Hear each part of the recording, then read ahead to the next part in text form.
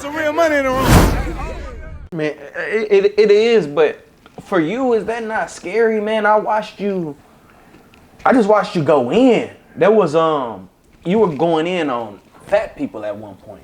Yeah. And there was a big girl. She was like right there in the stage. Like she was just right there. I remember, and at this point I'm studying the room. You know, I'm looking to see how people are reacting, because I'm laughing. Everybody around is laughing.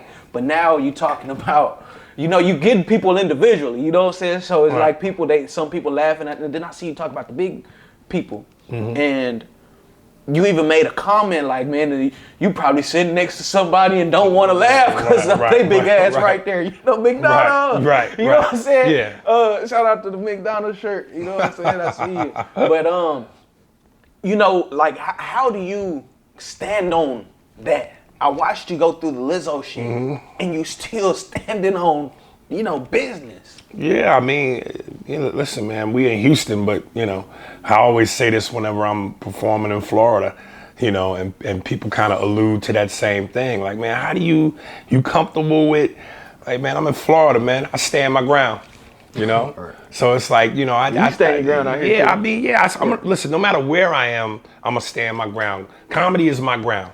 You know, that stage is my dojo. Yeah. You know, that's my restaurant. Yeah, I'm not going to let you come in and tell me what to take or put on my menu. The menu is the menu. You either order from the menu, or if you don't like what's on the menu, get the fuck out. You know what I mean? I'm not gonna change my game because you dissatisfied. You know, if you were a responsible consumer of comedy, you've done your homework. You know who you coming to see, so therefore you know what to expect. You know, you're an idiot if you go see somebody and you've done no research. So that would you gonna go there and get mad because, you know, you don't know you're not familiar with who you seeing, and they say something you don't like. And at the end of the day, I don't even think it should have to be brought to that, because at the end of the day, it's comedy, you know, and there's no rules in comedy. Just be funny. That's the only rule. So the mere fact that you go into a live comedy show, you should already be prepared to go, I'm prepared for anything. Even though I don't know what it's gonna be, I'm prepared for anything, you know? That's like going to a strip club and going, man, what's up with all these titties? You a strip club. That's what it's about. Titties and ass. Right. You know, naked bodies. So, you know, yeah, I do what I do, man. You know, my cocaine is uncut. My comedy cocaine is uncut. Ain't been stepped on, mixed, or nothing. Right. You know? How do you feel about other comics when they weigh in on your Lizzo situation, to where it's like, he's picking on her? I know who you're talking about specifically. Hand in your badge, nigga. You know, this is a fraternity, man. You know, comedy is a fraternity. It's like any other, you know, form of entertainment. Like, you look at sports. People that play basketball, baseball, football, that community is a fraternity. It's a brotherhood. Right. You know, and for you to be a comedian denouncing another comedian for doing comedy, hand in your badge, man. You know, shame on you. Yeah. Do y'all not have any comedy big homies to police those type of situations, or is it just? You know, the fact that there's beef in anything and everything. You know, it's like I'm just like, the fact that there's beef in comedy is insane to me. And let's be honest, I feel like this happens more with black comics than any other kind of comics.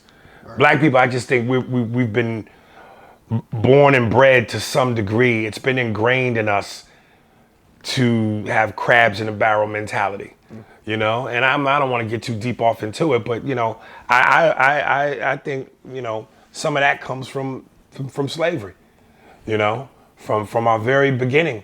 You know, field Negroes versus house Negroes, light-skinned niggas versus dark-skinned niggas. You know, good hair versus bad hair, or nappy hair.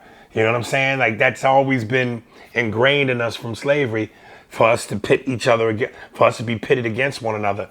And I think that's traditionally just something that's been carried over from that time all the way till today. Right. We haven't broken that cycle. Right. The Willie Lynch syndrome is what I like to call it. Okay, I'll take that. Yeah. What's the fine line between that, right? Because it's like, okay, I may have a point, and then I may be hating. You know what I'm saying? Well, that's why I was saying earlier, it's like I don't want to not do my job.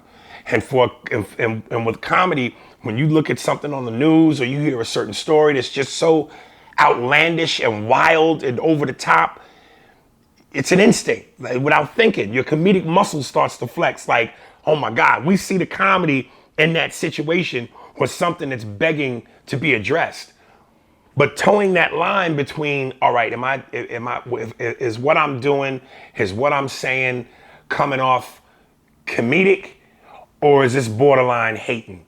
Is this borderline, you know what I'm saying, me dissecting something and with malicious intent? So it's just trying to figure that out as you toe that line is where the challenge is. Hey, real tone, it's some real money in the room.